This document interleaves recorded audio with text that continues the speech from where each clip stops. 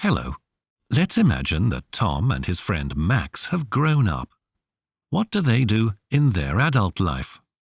Do they remember their childhood and the places they used to live? Let's learn the answers. Oh, look. Tom and Max are the guests on a TV program.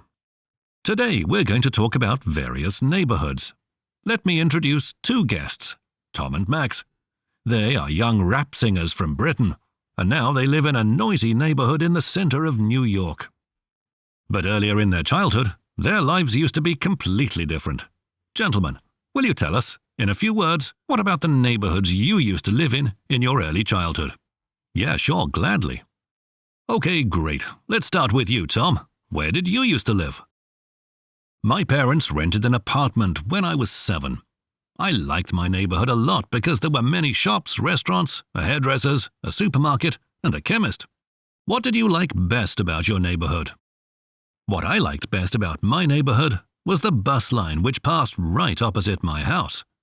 I could get to the city centre in a few minutes. Was your neighbourhood green? Yes, there were green spaces and a fantastic playground. Did you have any friends next door? Yes, a few. However, I don't think I can say I lived in a community because my neighbours were not particularly friendly or sociable. Everybody lived without worrying about others. Well, I see. Thank you, Tom. And we move on to Max. Tell us something about your former neighbourhood, please. In fact, my family has lived in the same neighbourhood since 2003. We live in a block of flats on the outskirts of London. We have a garden in the middle. It's very pleasant when springtime is coming. My mum loves gardening and spends long evenings taking care of the plants. It's a place for her to relax. How often do you go there? Nowadays, very seldom, as I have to travel a lot on business. But when I go to my area, I always meet friends, practice football or go cycling. It's a place where I belong.